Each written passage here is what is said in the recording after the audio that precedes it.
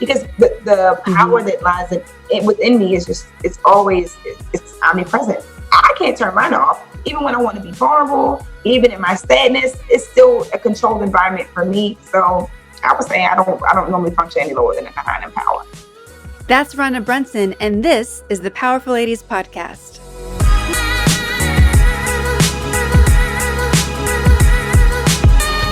Hey guys, I'm your host, Kara Duffy, and this is the Powerful Ladies Podcast, where I invite my favorite humans, the awesome, the up to something, and the extraordinary to come and share their story. I hope that you'll be left entertained, inspired, and moved to take action towards living your most powerful life.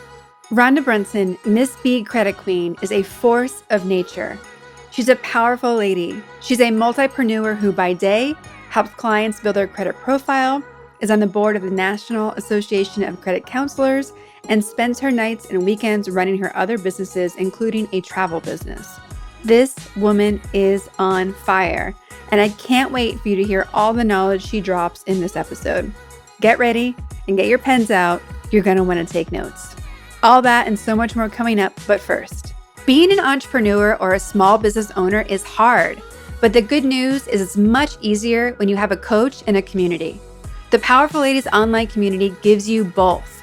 It's where powerful ladies and powerful entrepreneurs from around the world discover clarity, produce results, and experience success at new levels.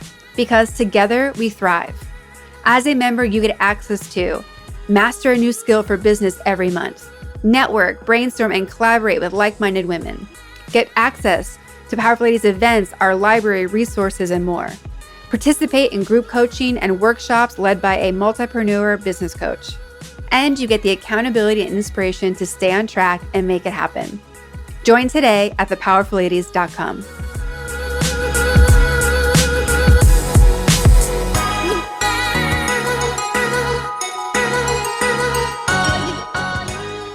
Well, thank you for being on the Powerful Ladies podcast.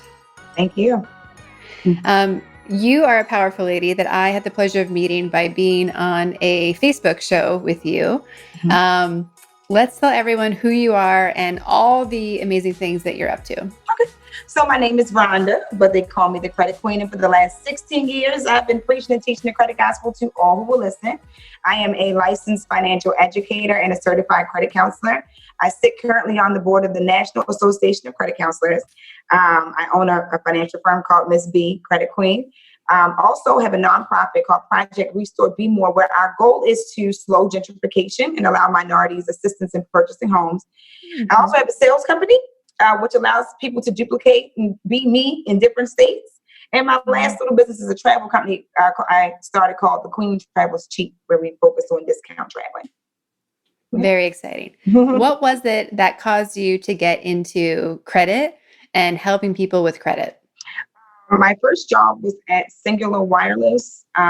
People may not remember Singular because it was forever ago, but it was in 2000, and I started there as an assistant manager. And they told me that we would be doing credit checks, but they never told me what it meant. I mean, at that time, I was fresh out of high school. I had no clue what they were talking about.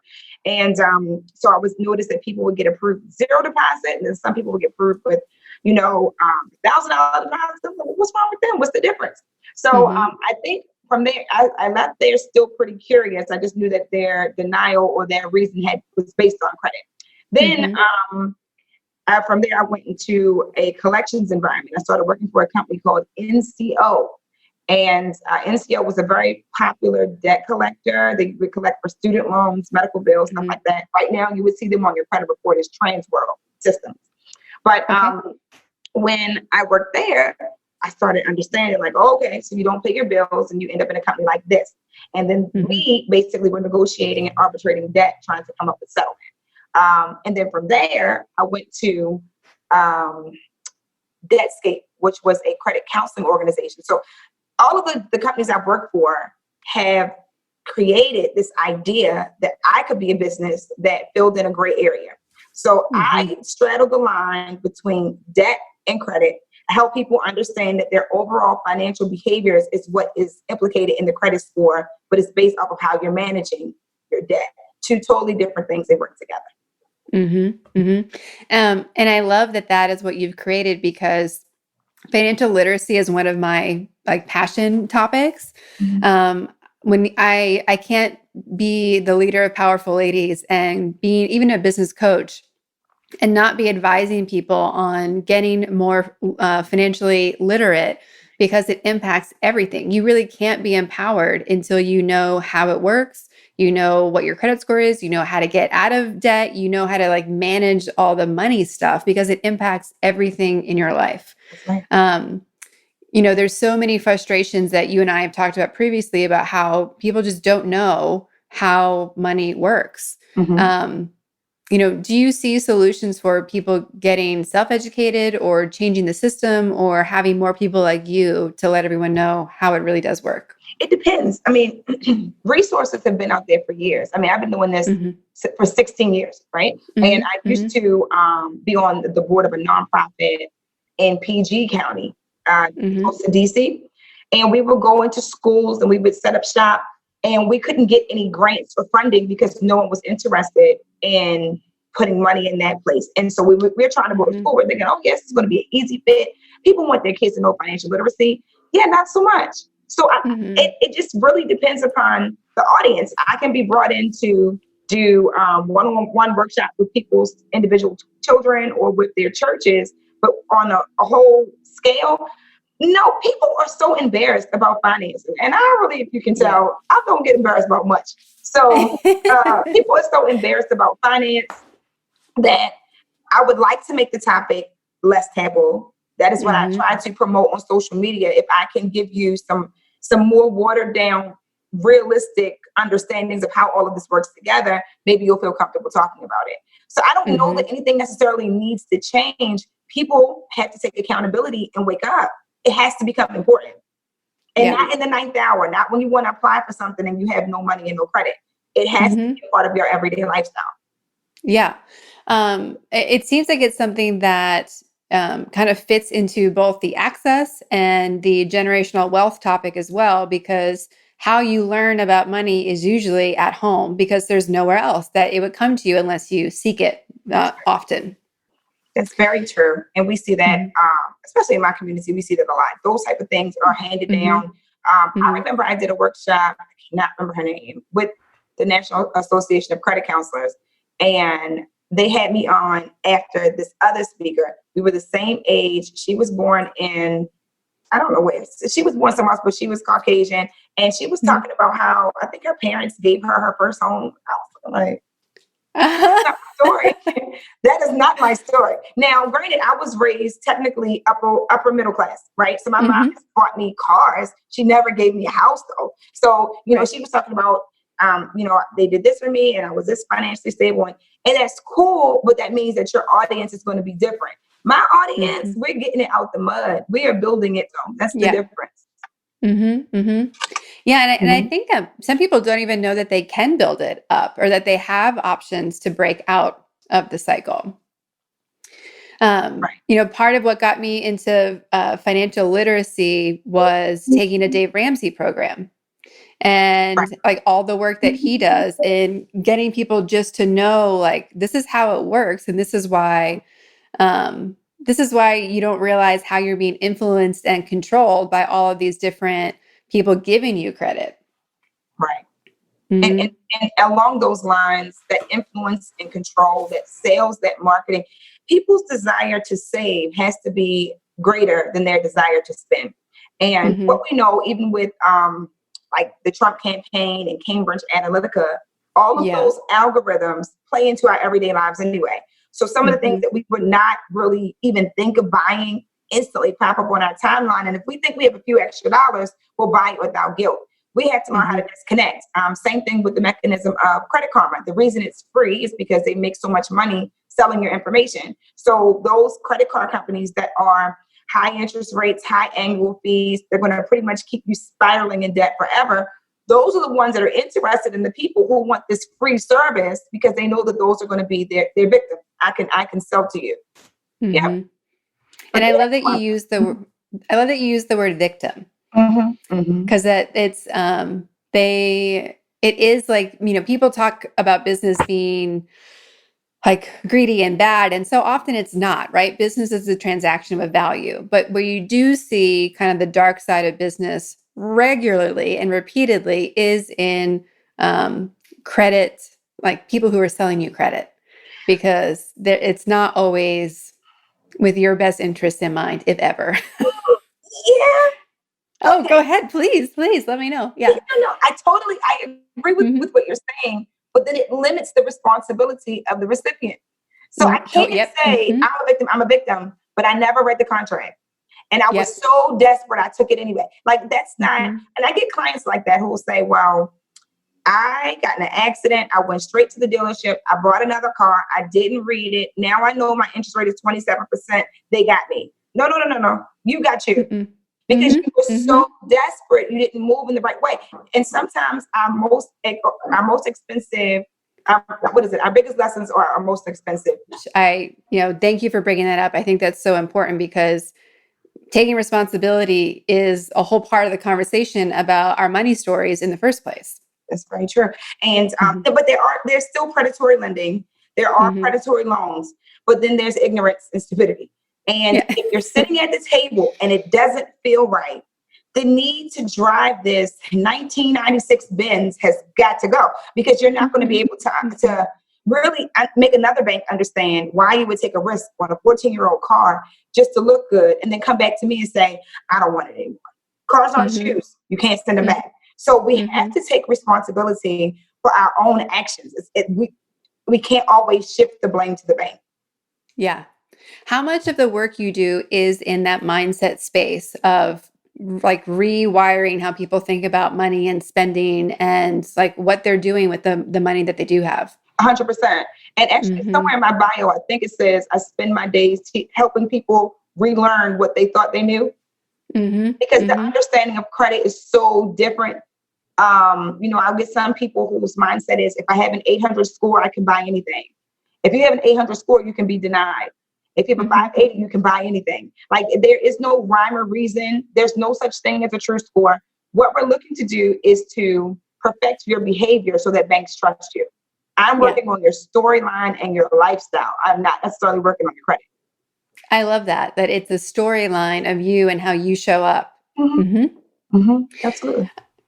How much satisfaction do you get out of these businesses that you've created and helping people in this space? Oh,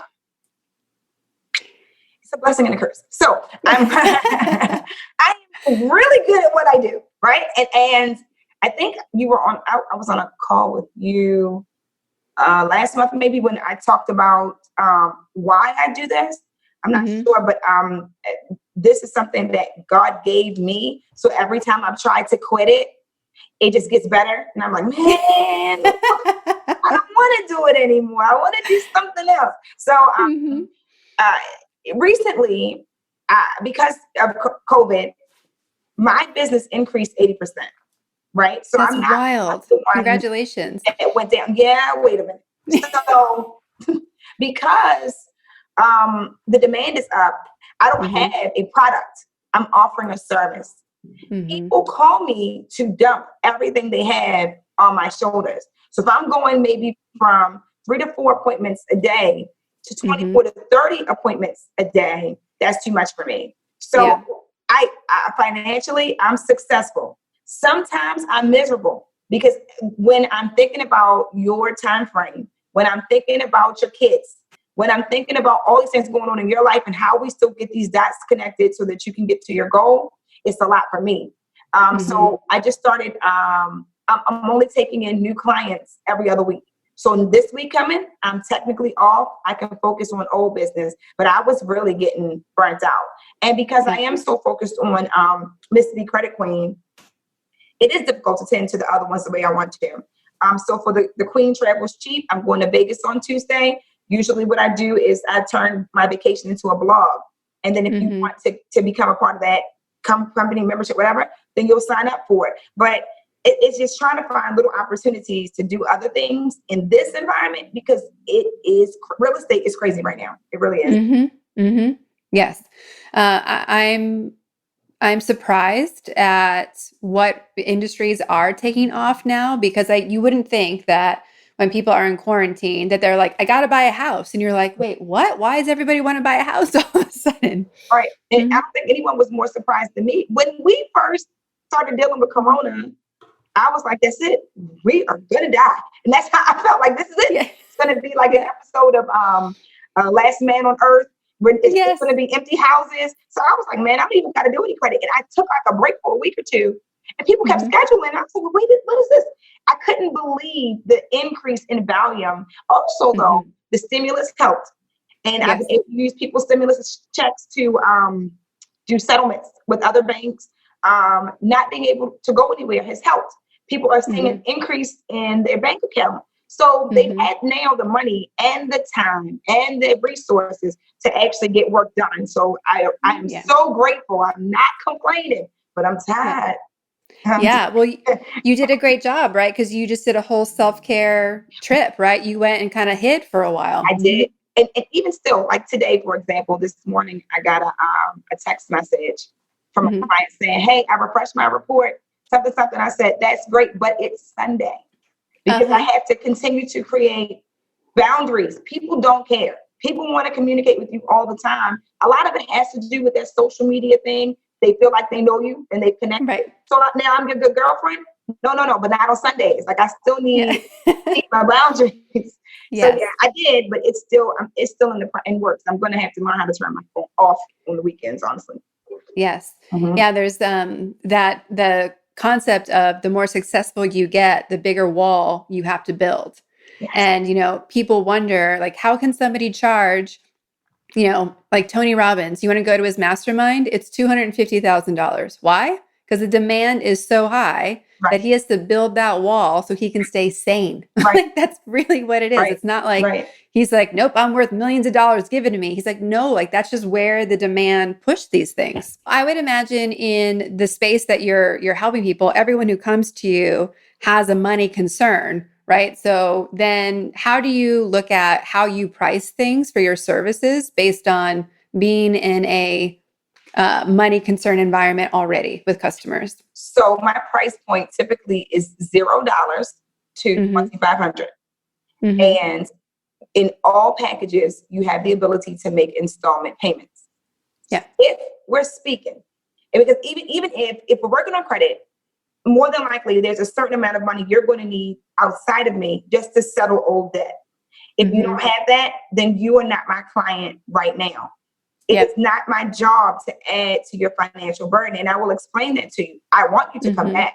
So if you're talking Yeah. to me and you're telling me, Rhonda, right now I'm in between jobs, it is ethically wrong and morally wrong of Mm-hmm. me to take you as a client. But I'm not going out of business. So whenever you Yeah. get back on your feet, you'll come back. But I would never, Mm-hmm. I don't do that. I don't do, and I definitely let people know you don't need me. Here is what you Mm-hmm. can do on your own. I think that's so great that you said that. There's a lot of clients that I work with who are service based. And, when you first start out, they can be so hungry for like the first couple of sales. But knowing who you do not want to work with or who isn't right for you as a client is so important because, I mean, imagine if you took everybody, like you would have hundreds of clients all the time. And like my commitment is always who's a client that I can get a 5-star review from. Mm-hmm. How can I 10x whatever they invest in me for where they're going as a minimum. But it's hard. It's like that's some of the most challenging parts. But I bet you learned that over time, right? Like who was right for you and who wasn't. That, and you have to be okay with being arrogant. Mm-hmm. Because it's your business. So if you don't want to do it, don't do it. Yeah. And I know I spoke to a client earlier last week who was all over the place. He's spoken to maybe 7 different credit restoration companies. He's telling them what he wants to see. And I'm telling you, oh, it's not gonna work like that. This is what we're gonna do. What you gonna do for me? Nothing. You know what? You're not even my ideal client. I really appreciate your Mm-hmm. time today. I wish you well on your journey. If you want, you can send me a follow-up email, tell me how you made out. But this is not going to be a good mix for me. Number one, Yeah. it's too much pressure. You're coming in with your own idea. And I didn't know that you had any type of certification in credit. One. Right. Number two, what you're asking for is impossible. Then he Mm-hmm. went on to tell me about some fake social stuff. I was like, yeah, I got to let you go because I don't advocate for any of those things. What we're working Mm-hmm. on here is lifestyle change, independent of yours, not bringing in someone else's record and adjusting. No. So your mindset is wrong. Mm-hmm. Mm-hmm. And then his ultimate goal was to buy a car that was like $100,000. He has no house. So I said, well, how much of a payment do you want? No more than $1,200. That doesn't work because that would be a car that's $60,000. So what would you do to make up the other $1,200 you would need for this car payment?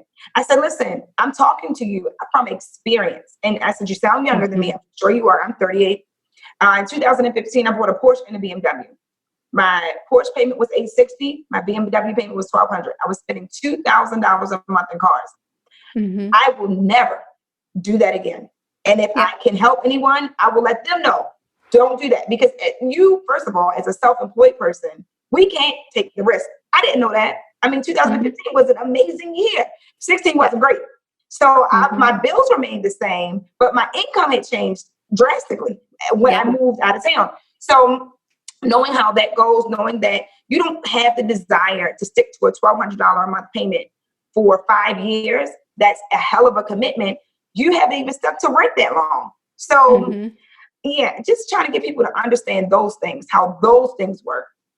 That's And to your point as well, why are you buying $100,000 car if you haven't invested in real estate of any kind that you can actually do something with? Like that $100,000, you're never getting back. Never getting it. Ever. But that plays into society and how we want wealth to look. So if this interview wasn't happening, I can almost guarantee I would look homeless right now in my house. Because who's dressing? I have nowhere to be. I'm chilling most of the time. And then when you do catch me, I might have a little outfit from Fashion Nova. And I know I make more money than a great percentage of my clients, but how I show up doesn't always match that. To them, they have to come with all the best on. I'm more excited about having money in my bank account.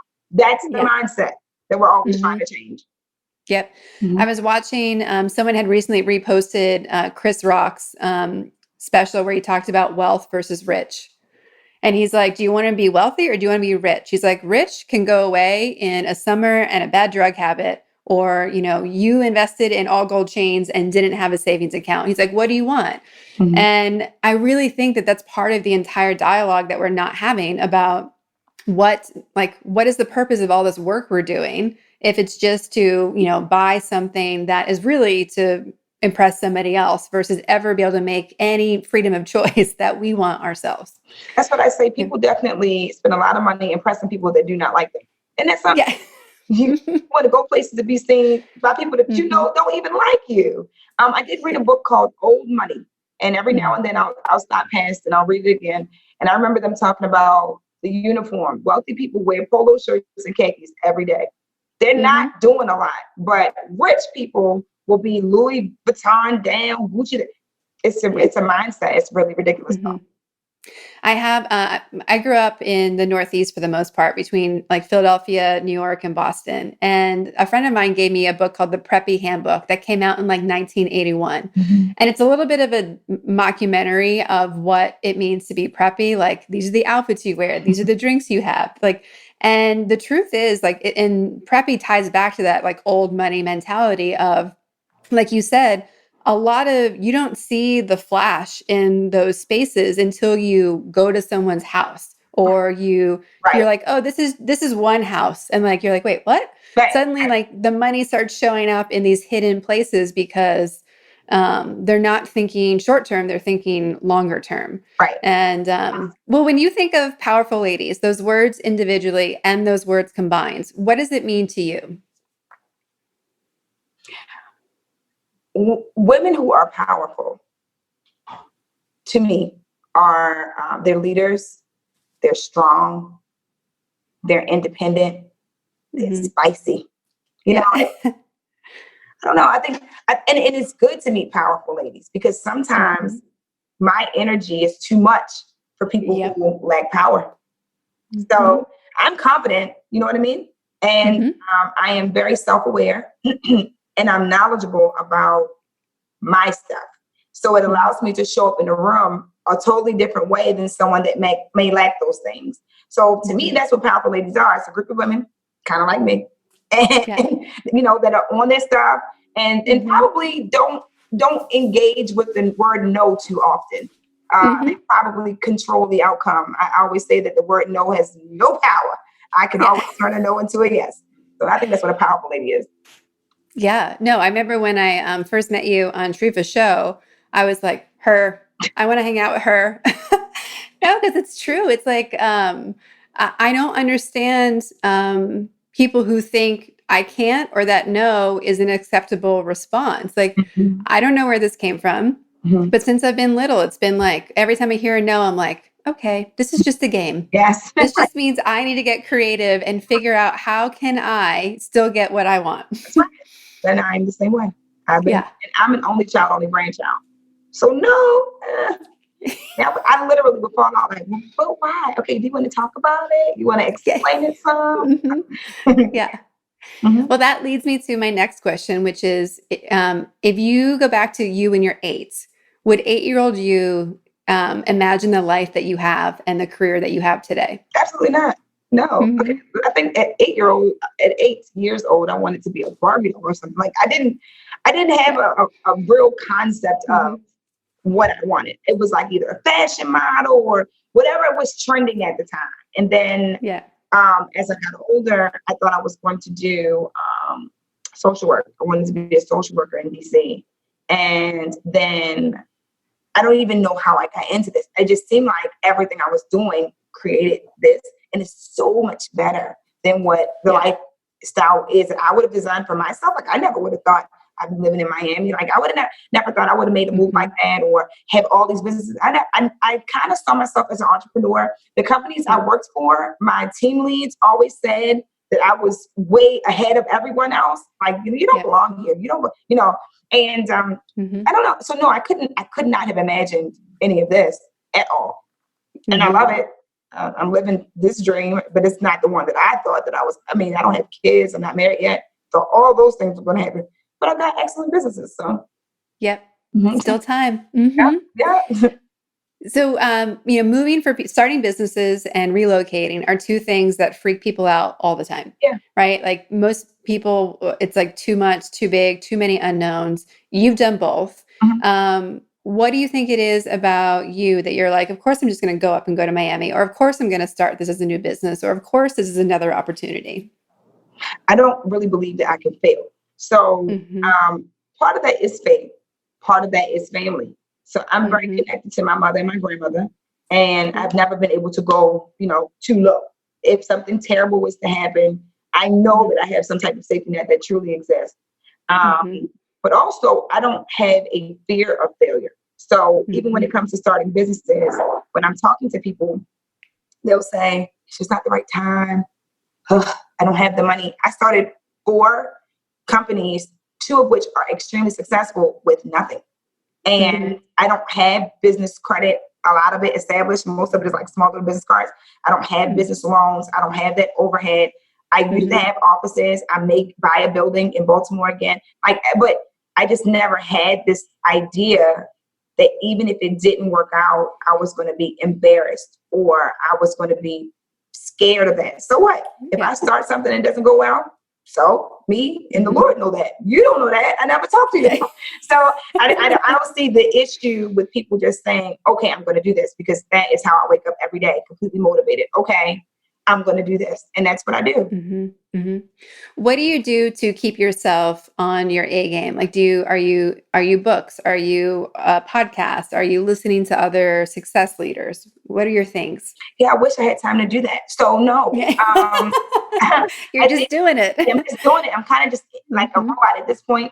I think that what keeps me on my game though is my clients because I'm Yeah. accountable to them. So whenever people give you money for something, you have to be accountable to them, and they keep me on Hmm. point. I know that I have a responsibility. So even this week, I have payment cycles for the 1st and the 15th. Before I leave, I'm going to contact everyone for the 15th. That's my responsibility to them. I don't believe in leaving people hanging. I think if I want Hmm. my reputation and my business to stay positive and clean, then I have to do my part. So I think that they primarily that them and their responsibilities keep me Yeah. together.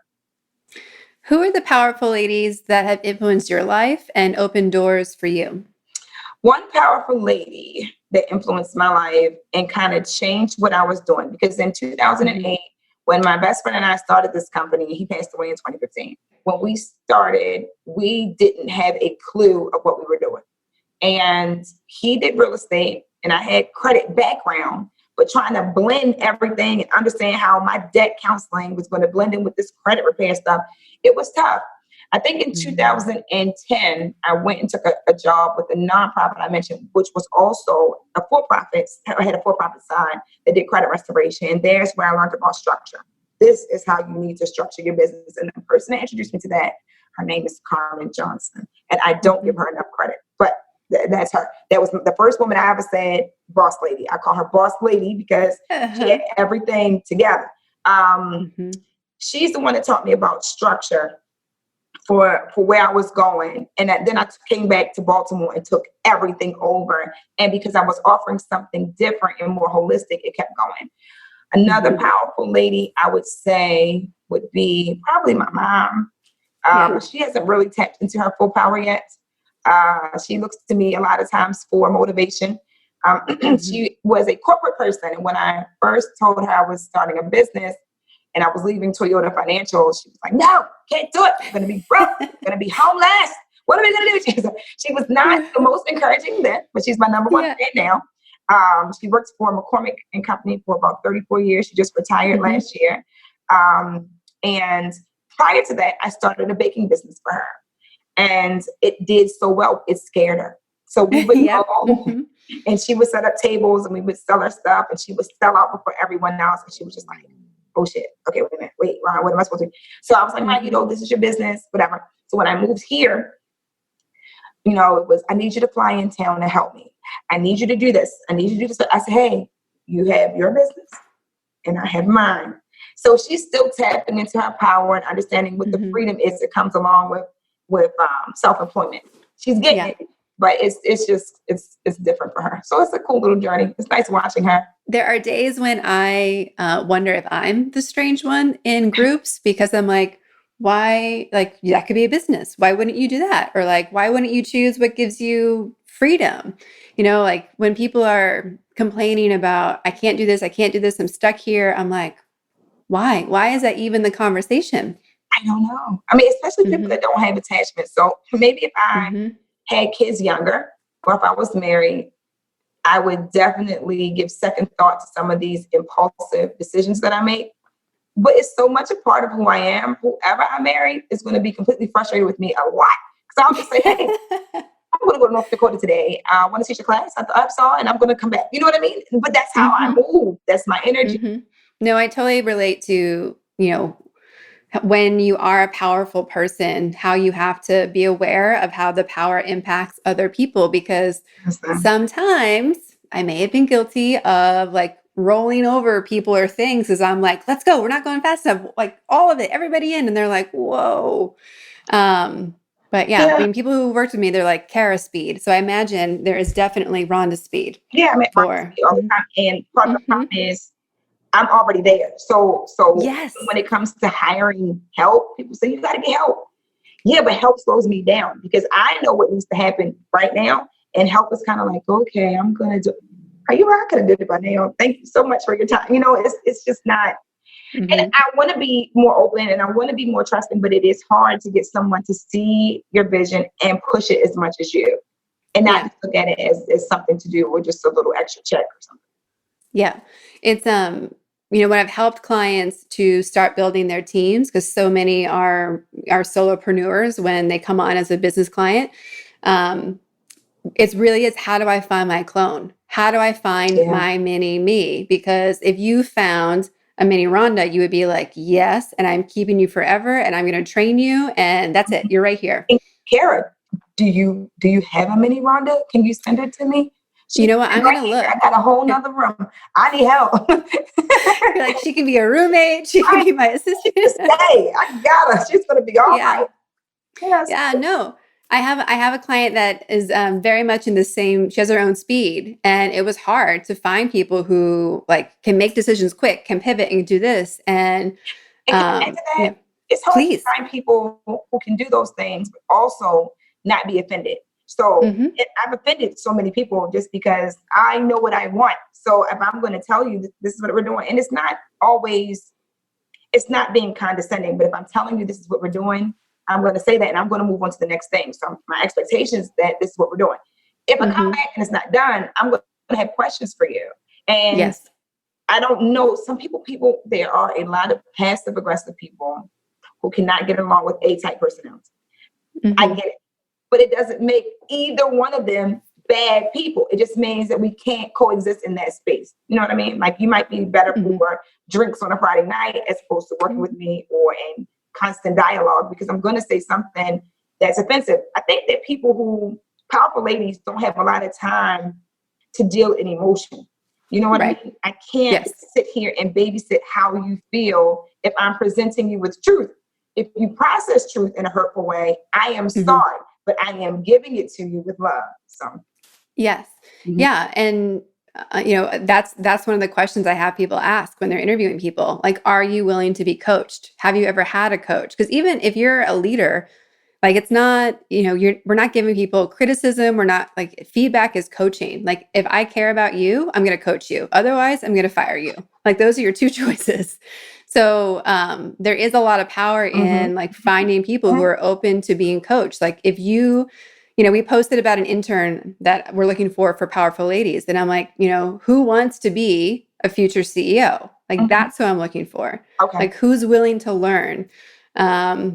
Because essentially they're going to get boot camp. They're going to get business boot camp by being on your team. And that is such a privilege to be able to be with someone like you on a daily basis who has done it, has been there, like keeps growing, like knows how to pivot and be creative.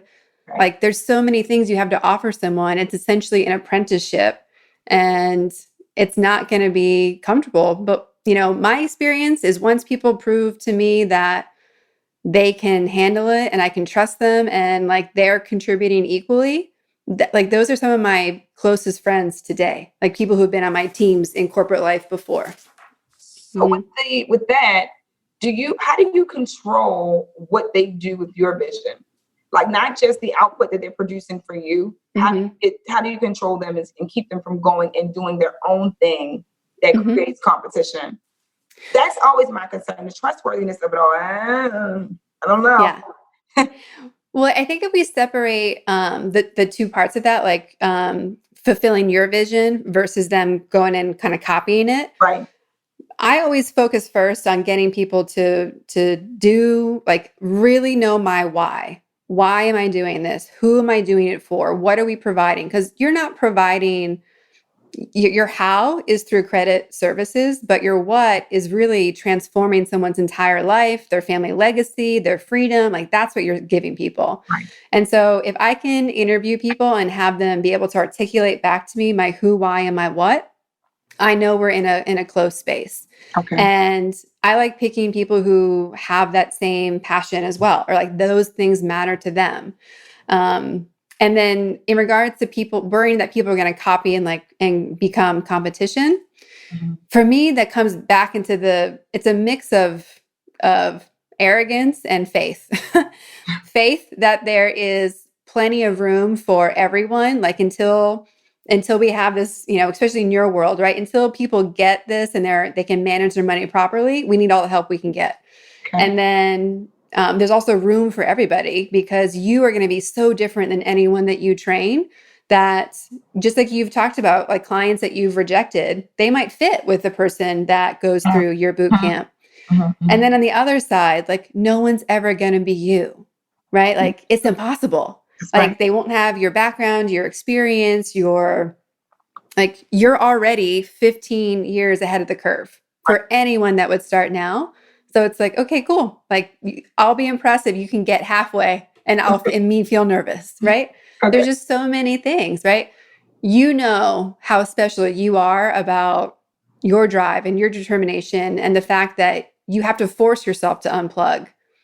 Right. All of these combinations that you have that make you the unicorn that you are, like you're never going to find that in somebody else. So you'll always have a competitive advantage that even if they try, it wouldn't. Right. Yeah, be honored that they think that they can, like that you've taught them so well that they're going to try. You're like, all right, I did a great job then. Let's see what you do. Right. Okay. I'm going to consider it.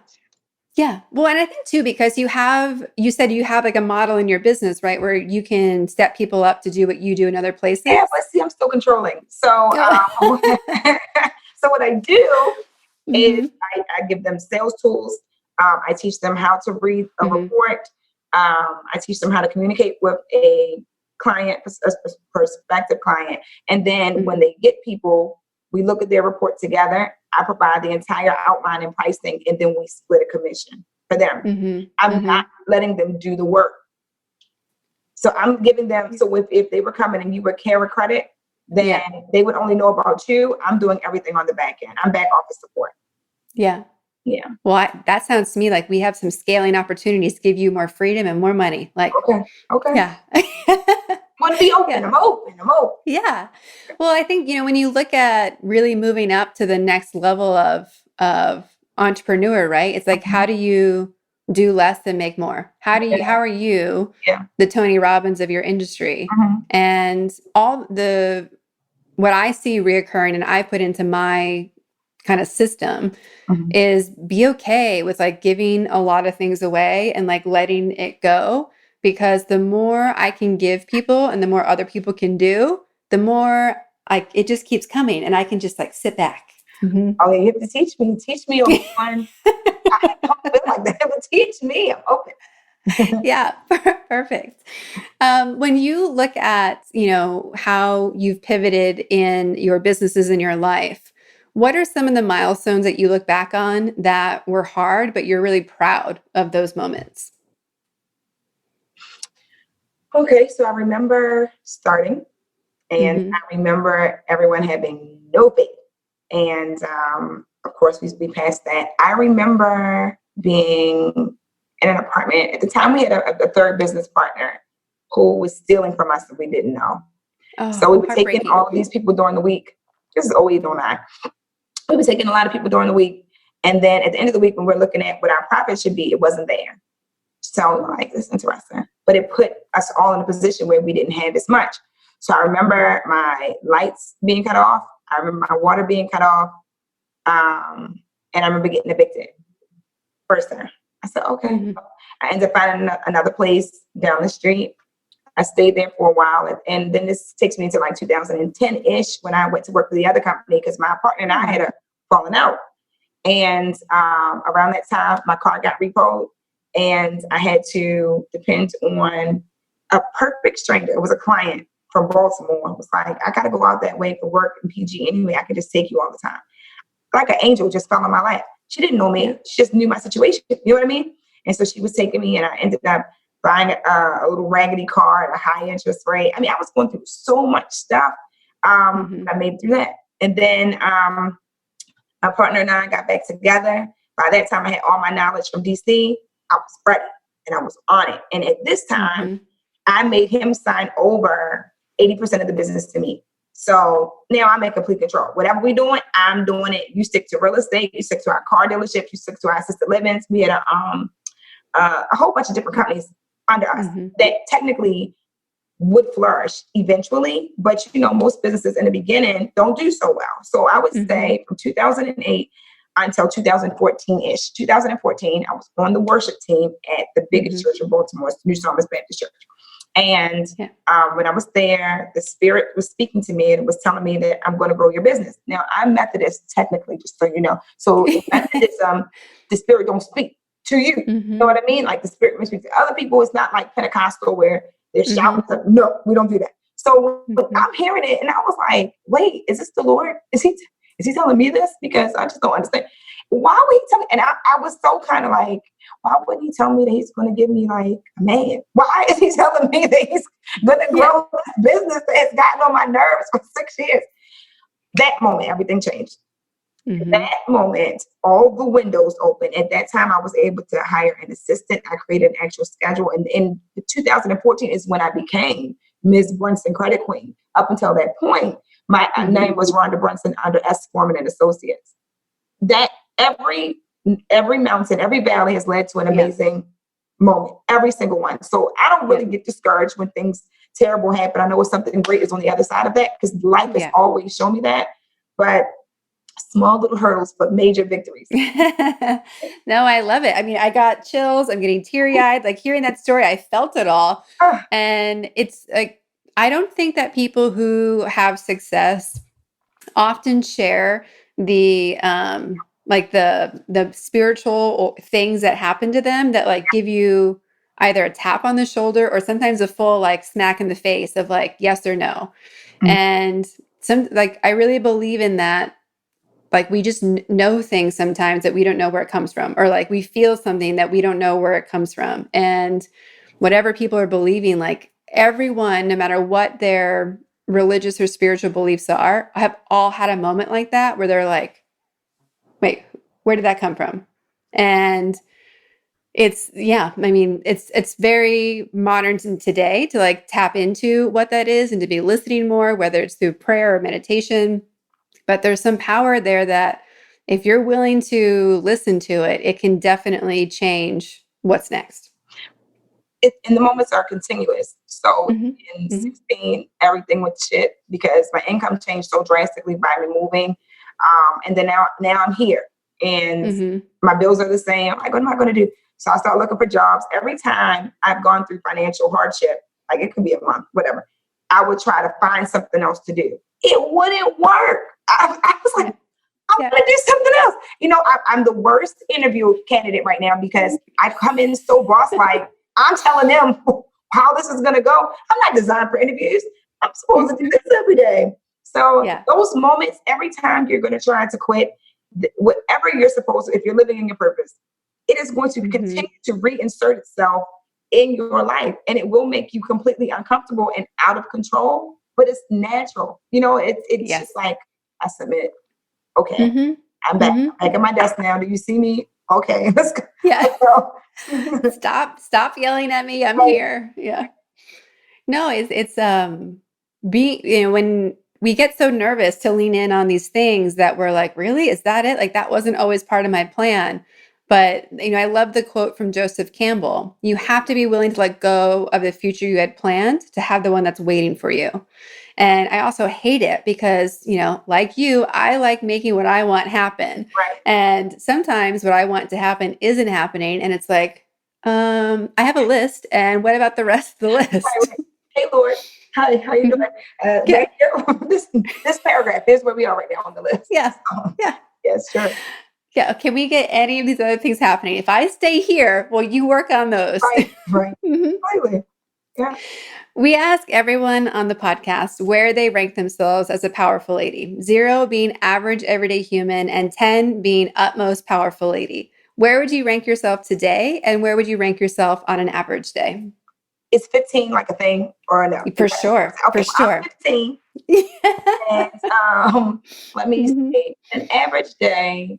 Yeah, on an average day, I don't think I would go any lower than a 9 because the power that lies within me is just, it's always, it's omnipresent. I can't turn mine off. Even when I want to, even when I want to be vulnerable, even in my sadness, it's still a controlled environment for me. So I would say I don't normally function any lower than a 9 in power. Okay. I love that. 9 is my lowest day. I love that. When we ask everyone on that, I think I'm going to have to start doing some sort of visual to show where all powerful ladies are ranking, like where people put themselves, because it's such a personal and psychological question. And it's fascinating what people come back with from answers. Yeah.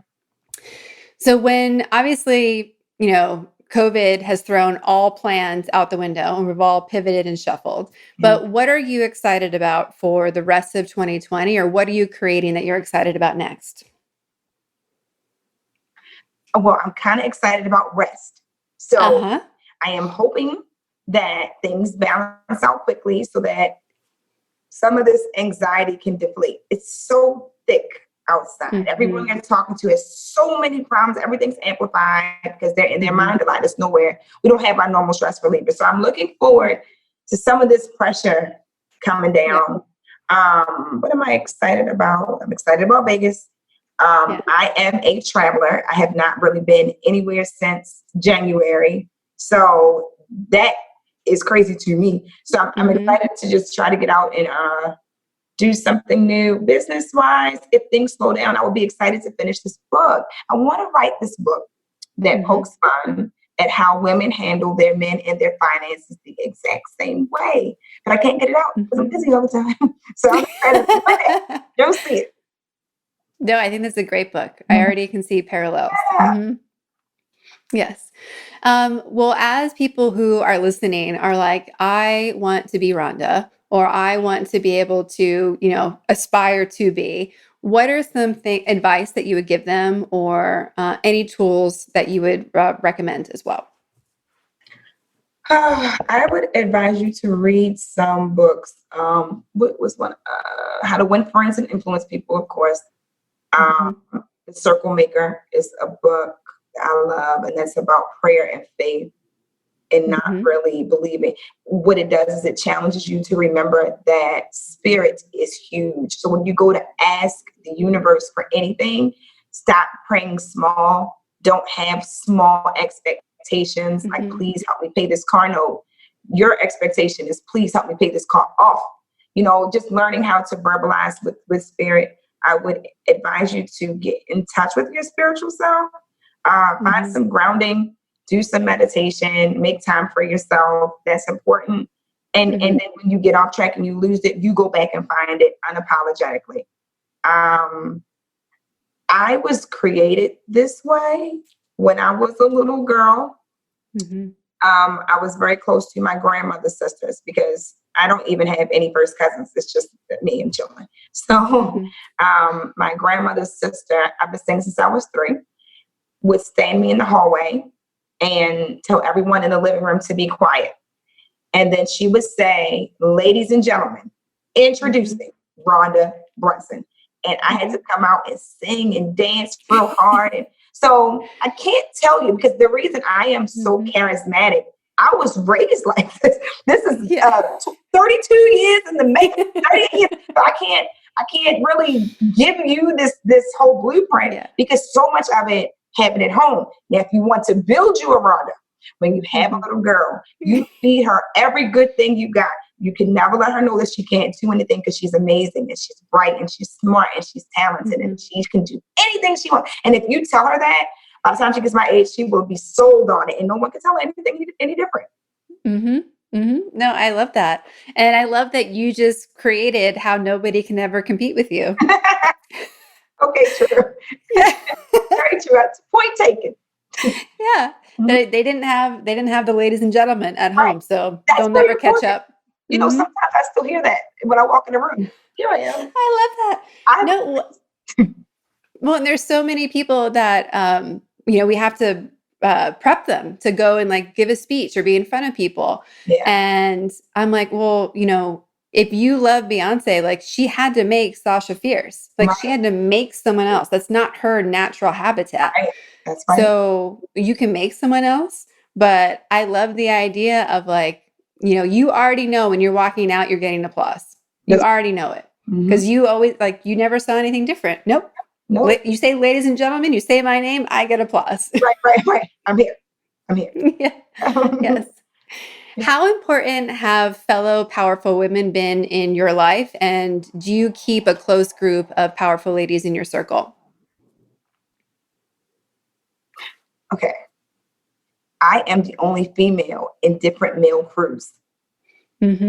So when it comes to, now I have powerful ladies that I have brought on. So my my accountant, when we first met in 2009, we started doing something in Baltimore called Super Saturdays, where we would bring all these financial people together so we could host clients and address all of their financial needs. She will tell you in her testimony, Rhonda inspired me so much, because I was like, listen, we're going to bring people in, but you got to stop entertaining them at your house. You can't do house clients anymore. So I stepped her game up and got her an office space, and then I brought her into my office. So, and now she's still working out of her own space. It's no longer in her home. That's a powerful lady to me, but we built that power together. I fed into her to let her know, you're confident, you can do this, you got this. Powerful ladies that work around me. I got some girlfriends who are all into different things. The majority of my friends are technically entrepreneurs. They do amazing things, but when we get together, we don't discuss business. our common ground is that I don't like the term boss at all. I guess if you looked at it, we could be considered bosses, but I don't really like that because I work really hard. And if I was a boss, this would not be my life. So I have those, but we don't really get into those type of conversations. So when it comes to business, I try to keep business conversations with other professionals, be it male or female, in my arena. And then for regular girl stuff, I got a mixture of girl and guy friends for that. Yeah. One of the success mindset tips that I've heard repeatedly is, or like mistakes people make that prevent them from the success they want, is getting bad advice. And so I love that you've already separated, like, I'm going to talk business with people I know are giving me good feedback from their own experience, or they've done it and they've seen it, versus people who are just sharing from who knows what. A male friend and I go back and forth because he had a girlfriend and he was like, she doesn't want to start a business. She doesn't want to do this. But we're supposed to be a power couple. And I was like, but she's not here for that. See, she's here to date you. I don't go into relationships thinking I'm going to make this man Mr. Credit Queen. No, I want him to do his own thing. I want to continue to do my thing with my professional group of people who I've depended on and come to know. I don't need a new person to build a business. I don't need that. We had Casey and Danielle, the hosts of Bitch Sesh, the podcast on. They're also actresses and comedians. And what I thought was so fascinating about them is, sure, they're a creative partnership. They do business together, but they also have had their whole lives a creative partner for what they've done. And it's been other powerful women. So they each have their own, and then they have each other. And like you've said, their men are doing something else. And they might be in the same field, but they're like, no, like having power couples are incredible, but power couples don't have to be romantic. That's very true. But I think that some of that has to do with the Obama remnant. People see Barack, they see Michelle, and they want that. And it's cool. That's just not that common. And it can't be built. That's like a perfect cosmic storm of energy that happens to me. That's not normal. So I don't have those expectations of my friends. I'm not one of the people that push like, we should be doing something together. Let's do business together. No, please stay my friend, because I am not somebody you want to play with in business. So no, it's a different environment. Let's just stay friends. Yeah. And if you look at the Barack and Michelle story, like their intention was never a power couple. Right. And if you see how, like when one of them or the other has been in their power place, the other one has been taking a back seat, because you kind of have to make just life work and family work. Right. So like Michelle's obviously was in the spotlight when she was first lady, but she's really stepped into a different space since. Right. Where Barack has kind of stepped back. Like we're talking, I bet her name is Googled more than his right now. Right. So I think like, and you never know sometimes. You don't pick someone and say, they're going to be my sidekick. This is my future. This is my future 500, Fortune 500 counterpart. No, probably not. So, yeah.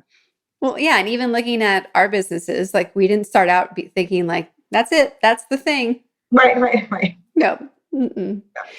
Well, it has been such a pleasure to talk to you today. Thank you for being a yes to me and Powerful Ladies. And if there's anything else that you want to share with everyone listening, I'll give you some space to do so now.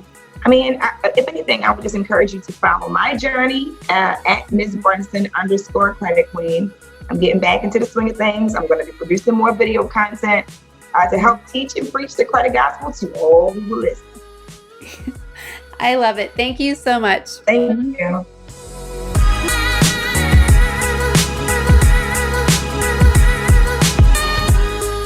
It's totally true that when I was on Sharifa Hardy's show with Ronda, I instantly thought, yes, that is a woman I want in my power circle. Finding other powerful ladies in the wild is so exciting. It's like when secret spies find each other in the movies and you think, ooh, this is going to get good. What happens when powerful ladies unite? The world wakes up and things start to shift. To connect, support, and follow Ronda, you can follow her on Instagram, Ms. Brunson _Credit Queen. Find her on Facebook, Ronda Brunson. her website, MissBcredit.com. We have all the correct spellings and all other ways that you can connect with her on our website, thepowerfulladies.com/podcast. Thank you so much for listening. I hope you've enjoyed this episode of the Powerful Ladies podcast. There are so many ways you can get involved and get supported with fellow powerful ladies. First, subscribe to this podcast anywhere you listen to podcasts. Give us a 5-star rating and leave a review on Apple Podcasts. Follow us on Instagram at Powerful Ladies. Join the Powerful Ladies Thrive Collective. This is the place where powerful ladies connect, level up, and learn how to thrive in business and life. Be sure to subscribe to our YouTube page, and of course, visit our website, thepowerfulladies.com. I'd like to thank our producer, composer, and audio engineer, Jordan Duffy. Without her, this wouldn't be possible. You can follow her on Instagram at Jordan K. Duffy. We'll be back next week with a brand new episode. Until then, I hope you're taking on being powerful in your life. Go be awesome and up to something you love.